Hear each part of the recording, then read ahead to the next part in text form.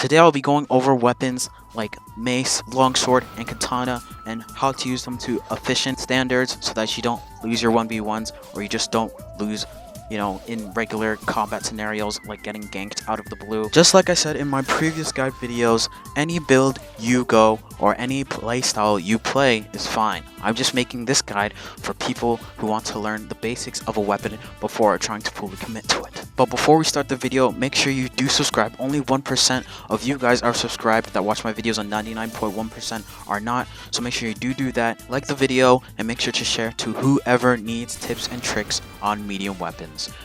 Now let's get into this guide. So we'll be going over the longsword first, the base sword, the sword you start off with. I don't know what it's called, but it has this M2 where it thrusts forward, as you can see when you press R. And what you really want to be doing on the sword is making sure you hit your aerial stabs and making sure you hit your run attacks, because the run attacks are really good to use.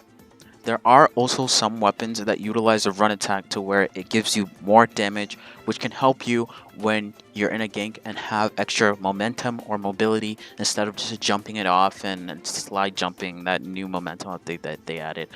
But let me show you guys a little tip you want to use with your medium M2. Now this is extremely important. What you want to do with your medium M2 is make sure that you fling it. As you can see here, I'm testing the range of the medium M2 to see if it's just a forward thing or if it's an area of effect type of M2. And to my surprise, it is actually a facial M2, where you have to aim it towards the person to do it. So what you want to do is fling your M2 whenever you're M2ing. You're stationary, so you won't be doing anything crazy. You'll just M2 and fling it so that if they roll behind you and don't have anything that protects them, like I forgot what that move is called, but it makes your character blue and gives you a second dodge, that will not help them.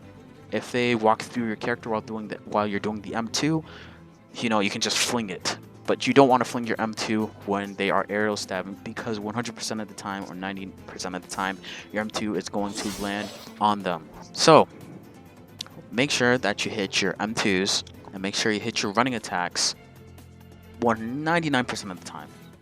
Now, if you don't play like this, that's fine. You can still go for the regular M1 type of play style with attack speed, Forgotten Gladius type style, but it won't help you that much aimlessly swinging. What you probably want to do is get finisher ring and paint out your M1 and M2. Okay, maces. Maces are very different from katanas and swords. They basically operate like a heavy weapon because they do blunt damage. So their M2's block break guaranteed. Now there's some people that have high enough posture to not get block broken by this, so you want to get something like a sacred hammer and up your posture damage just to make sure that your M2, block breaks every time. But yeah, it's another variant of blunt weapon. So with this weapon, you want to make sure that you string your M1s, because your M1s are a little more delayed. They're less smoother than the other M1s like sword and katana. I prefer that when you're using this weapon, you want to make sure that you don't try to go for your full flourish. You want to make sure that you do 1, 2, and then M2, or 1, M2, or like when I'm saying 1, I mean 1 M1, like M1, M2, M1, M1, M2, so that they won't predict your next M1 string, because with this weapon, its M1 is extremely slow and is predictable because of its rigid movement.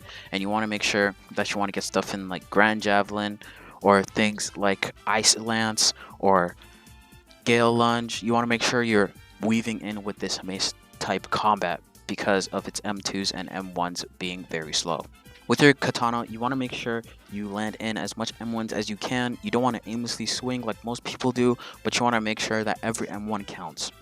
You also want to make sure that you're utilizing your M2. Your M2 will be the most damaging thing, and it is the most unique thing with the katana. The reason why it is the most unique thing with the katana is because it's the only M2 that gives you distance from your opponent. This can also be paired up with the momentum gain, so that when you build up momentum and land, you can M2 and gain way more distance than you bargained for. You can also use it regularly with combos, and the M2, like other M2s, can be stacked up with your Flourish. Equipping a Flourishing Ring is very much recommended for all these weapons so that you may flourish way more quicker, and if you have strength and concussive force, it could be way more reliable than, let's say, you trying to go for a 3-count string but they parry the last hit. Armors you want to go with Katana, you can go any armor you want to, but armors that will make you do more damage is Wandering Swordsman and Vigil Cloak. If you guys did enjoy this video, make sure to comment, like the video, and share it with anyone who you think needs tips, and subscribe if you're not already. And have a nice day, guys, and see you guys within the next video.